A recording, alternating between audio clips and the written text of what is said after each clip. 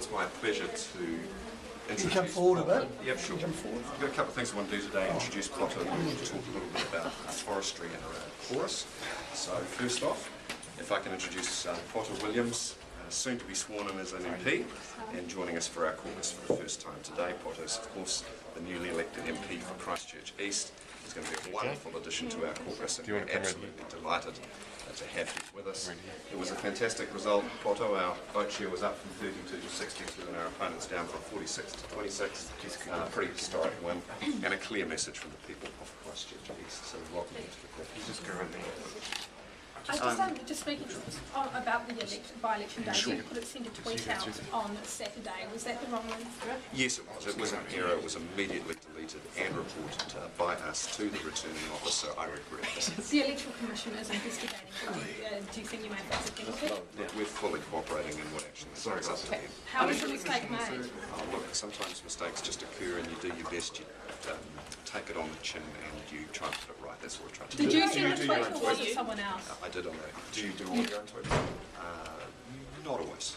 The Electoral Commission said they weren't aware of the tweet until yesterday. We advised the returning officer very soon. On Saturday? Yes. Did you do the tweet yourself? Yes, I did. Why didn't you think about the day that you were tweeting on? Yeah, it's one of those things. Look, you take it on the chin. Sometimes mistakes occur. You put them right, and you take responsibility. That's what I've done. You take it on the chin. Okay. So I do have another couple of things that I'd like to talk about, which are serious matters. The first is the government's position that it will not pursue corporate manslaughter. Now, we've been discussing recently the issue of the Pike River, and we've had tragic deaths in the forestry industry in the last 2 weeks. The Labour Party believes it's time that we progress corporate manslaughter, and we are very, very critical of the government for taking that off the table. Can I also just say, in respect of chorus, that Minister Adams is now backtracking again and saying that the advice from PricewaterhouseCoopers, Ernst & Young, is not a formal report and may not be released. This is yet another government U-turn. And when you take those two issues together, I'm afraid we see a very disturbing trend, which is the government bending over backwards to help big corporate interests, but being very slow to address issues of worker safety. Why do you think the government has gone so cold on corporate manslaughter? You'd have to ask them that, but as I say, it's part of a trend where they seem to be soft on the top end of town and hard on the bottom. They said that the corporate manslaughter charge hadn't worked in the UK. What's your view on that? The advice that we've received is that it is a worthwhile addition to the legal framework, that it's currently a gap, and it provides a strong incentive for good behaviour from directors and boards. Yeah, why is it so important to have corporate manslaughter?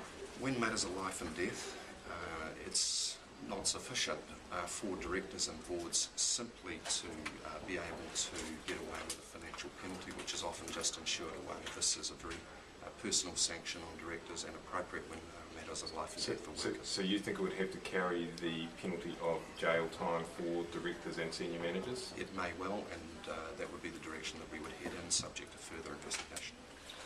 There were some documents released yesterday by Edward Snowden that mentioned an April 2008 meeting of the Five Eyes partners. You were Communications Minister during the previous Labour government. What can you tell us about that meeting and mass developments that took place in the Labour government? Well, look, the Communications Minister doesn't deal with matters of intelligence and security, so that's not a portfolio that I was dealing with at that time.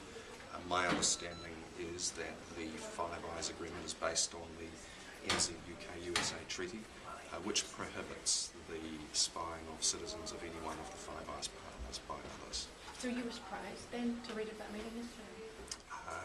I still have to review that in detail. My understanding remains that the terms of that treaty are valid and binding. Do you think that the GCSB spies should have cooperated with the police?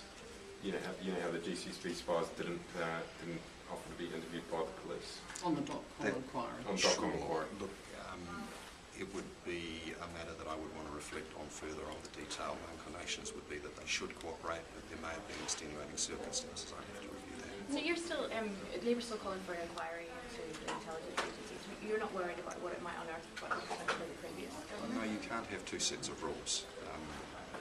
We need a framework for our intelligence and security activities which gets the balance right between protecting New Zealanders from the efforts of those who may seek harm or have other interests while preserving our rights and freedoms as New Zealanders. Now, it is my understanding that the NZ UK-USA Treaty is binding and does prevent the surveillance by New Zealand citizens by other Five Eyes partners, and I would expect that to be upheld. So do you take the Prime Minister's word then when he said that the GCSB weren't conducting my surveillance from New Zealand? I don't take the Prime Minister's word that he doesn't know. I think the Prime Minister needs to be clearer with the New Zealand public, and he should say whether he believes whether the treaty provisions currently hold. It's my understanding that they do and they should. So you don't accept the Prime Minister at his word that he doesn't know whether the NSA is spying on New Zealand? My suspicion is that he's using a fairly high bar for the word knowledge. Will you be sitting in on the IC hearings today? Yes, I will. And what will your line of questioning be? Well, this is my first time up for these hearings, so I guess I'll be looking and learning as we go. I will be interested to gauge the amount of oversight that's actually provided by that process. I understand it's the first time in the case of the SAS that they've held a public hearing of this nature. If So just to Mr Key clarify, genuinely doesn't know, shouldn't he find out? I think it's a very important constitutional provision, Audrey, that we could expect the provisions of that treaty to hold. If there has been any abrogation of the terms of that treaty, then the public is entitled to know that as a matter of law and principle. That's different from providing information about individual operations. So the answer is yes. So John Key should go to the GCSB and ask directly, does the NSA spy on New Zealanders? Is that what he needs to do? I think he should seek an assurance from the GCSB that the terms of the treaty that we have signed are being upheld. And why do you think he hasn't done that? Why didn't he do that yesterday? I think he has a habit of being unduly evasive with answers to the New Zealand public. Obviously there are operational matters he cannot talk about, but this is a matter of law and principle where I believe there's a strong public interest. So as Communications Minister, did you have any dealings with the GCSB in your case relating to Five Eyes? No, not as Communications Minister, no. Not at all? No, that's outside that portfolio. That's a matter for the Prime Minister as Minister of Intelligence and Security. Would a Labour government agree to the ACC's changes for motor vehicle levels, making it more expensive for old cars and cheaper for new cars? Look, that's a matter we're still discussing. Prima facie, we don't want it to be a tax on poor people who can afford newer cars. However, in other circumstances, some advantages for some relation to risk in levy setting, so we will want to look for advantage. And what about ACC's proposals that this all be taken off out of the hands of ministers? Well, look, let me say very clearly that the ACC had a manufactured financial crisis. It was never as bad as it was painted. They used that to clamp down on payouts and did very harsh reviews of cases.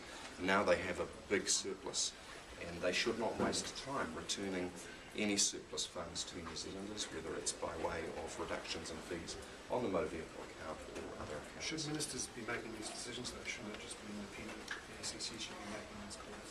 As I understand it, decisions about levy setting for ACC are normally proposed by ACC and referred to Cabinet for decision. But they've asked for a review next year of how that's done. So essentially Look, a cynic would say the government's deliberately holding this back to election year to be part of an election year lobby scramble. Just on forestry, the government says that industry isn't in crisis, but there may be some prosecutions. Is that the right way to go about it? Look, how many deaths does it take for a crisis? Is 29 too many? Is 2 in 2 weeks too many? I think most New Zealanders would say that this is a crisis. New Zealanders expect to be able to go to work and come home and see their families safely. And if the government took the same attitude to the health and safety of workers that it takes to the health and safety of big corporations, we would have a better society to live in. Should we be seeing some prosecutions?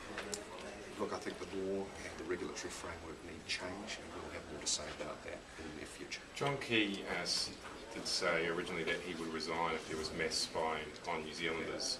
Yesterday he said that resignation wouldn't count if it happened under Helen Clark. What do you make of what he's saying there? Well, I think the really interesting thing is he's saying that he would resign, and then a week time later he says he doesn't know about the stuff that he said he'd resign over. And it's not a very strong position, is it? Amy Adams actually said this morning she would release that report on the court. My understanding is that she said this morning that it may not be a formal report, it may just be an oral briefing, and it may not be releasable. So if you have heard differently, I would want to know that. Her previous statement was that she would be getting a formal report and that she would release it. Our information is that was likely to be on the dead of Christmas, and so we've called for the information to be released in full as soon as possible. She was talking about the draft report. I don't believe that they should be just getting an old briefing on a matter that important, financially significant and sensitive. They need a proper written brief. That's why they've employed these international editors. It's a cop-out. You got pinged by the Securities Commission statement you made. Do you think No, a complaint was made when I was on that. Do you think the government has done all it could to keep the market informed of its position on That's voice? actually a very important point. The government had earlier said, and I think this is an important point, that they would look at overturning the decision of the Commerce Commission. Now, that would have had material consequences for Chorus and its shareholders. They then later said that they had no intention of doing so. The question which then arises is, did they inform Chorus of that matter, and did Chorus inform the exchange? Because that would have been material, and it would likely have been inside information. Do you think will Labor be putting forward a complaint, or who would make a complaint to the We will be raising that issue further in the House today, and we will be seeing where that goes when we hear the government's response. All right, thank you very much.